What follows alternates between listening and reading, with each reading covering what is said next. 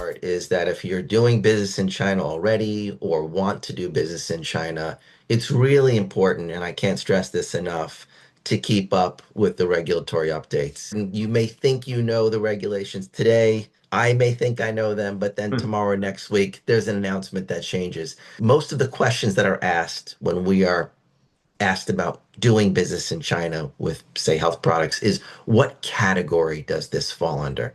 Is it a food? Is it a novel food? Is it a health supplement? What is it? So that's really the first question that anyone should be asking. What am I making and what do I want to sell? And in 2016, they decided to open the door a little bit wider. And instead of just having one pathway, the pre-market registration process, they added a second pathway, which was the notification process. And that process is usually quicker, usually requires less data.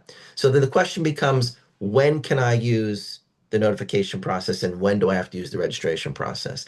And it typically depends on what you're selling. If you're selling by and large a nutrient supplement like that intended to add vitamins and minerals to a food, and you're marketing in China or importing in China for the first time, you can typically take the notification process route. So that may be a tip off for people listening if they're making that, that it could be easier to get into China through that route if you are making that type of product.